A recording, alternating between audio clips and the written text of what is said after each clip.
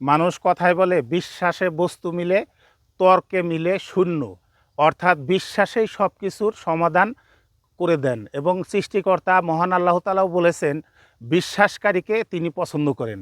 এর জন্য সবই যে বিশ্বাস করতে হবে সেরকম না, কিছু কিছু জিনিস জেনে রেখে বিশ্বাস করলে অনেক উপকার পাওয়া যায়। সেটি হলো ভয়ানক রোগ থেকে রক্ষা পেতে কলার মোচা কিভাবে ভয়ানক রোগ থেকে রক্ষা করবে এবং কিভাবে খেলে এটি উপকার হবে সেই সম্পর্কে যদি প্রয়োজন মনে করে শুনেন, আর যদি প্রয়োজন না থাকে দয়া করে স্ক্রল করে চলে যান, কোনো মন্তব্য করা দরকার নেই।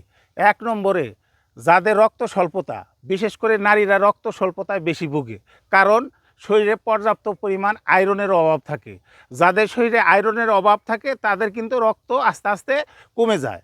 এই যে পর্যাপ্ত পরিমাণ আয়রনের উৎস হলো এই কলার মোচা। এই কলার মোচা যদি কেউ সবজি সালাদের সাথে বা ভর্তা করে খেতে পারে তাহলে তার আয়রনের ঘাটতি মিটে যাবে, যার ফলে রক্ত স্বল্পতা দূর করতে মহা ঔষধ, সর্বসেরা ভিটামিনের মতো কাজ করবে।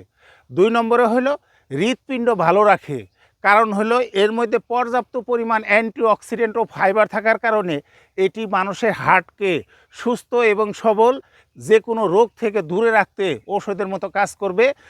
তবে এটি সপ্তাহে ১-২ দিন খাবার তালিকায় রাখতে হবে। পেটের সমস্যা, মানুষের পেটের সমস্যা দূর করতে একটি মহা ঔষধের মতো কাজ করে, কারণ এর মধ্যে পর্যাপ্ত পরিমাণ ফাইবার থাকে যা মানুষের পেটের গ্যাস্ট্রিক, আলসার, অ্যাসিডিটি, অম্বল দূর করতে ওষুধের মতো কাজ করে। এর মধ্যে পর্যাপ্ত পরিমাণ ভিটামিন এ থাকে যা মানুষের চোখ ভালো রাখে, দৃষ্টিশক্তি বৃদ্ধি সহায়ক হিসাবে ওষুধের মতো কাজ করবে। তবে এটি অবশ্যই সালাদ, ভর্তা বা সবজি হিসাবে খেতে হবে, কাঁচা না খাওয়াই ভালো। কাঁচা খেতে হলে অবশ্যই সালাদের সাথে মিশ্রণ করে খেতে হবে। এছাড়া যাদের কোলেস্টেরল বেশি, তারা যদি এই খাবারটি খেতে পারে তাহলে কিন্তু তাদের ওই কোলেস্টেরল নিয়ন্ত্রণের জন্যও ওষুধের মতো কাজ করবে।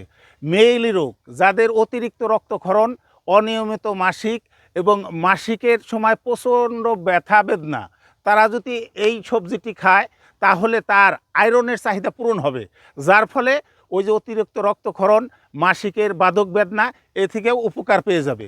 সর্বশেষ হলো এর মধ্যে পর্যাপ্ত পরিমাণ ক্যালসিয়াম থাকে যা মানুষের হাড়কে শক্তিশালী ও মজবুত করে। এটি খাওয়ার কারণে মানুষের বয়স বৃদ্ধির সাথে সাথে যে হাড় ক্ষয় রোগ হয় সেই হাড় ক্ষয় রোগ রোধ করতে পারে এই কলার মোচা। এই কলার মোচা সম্পর্কে যদি আপনার কোনো মন্তব্য থাকে এবং ভিডিওটি যদি আপনার উপকারী মনে হয় তাহলে একটি কমেন্টস করে যাবেন। ধন্যবাদ।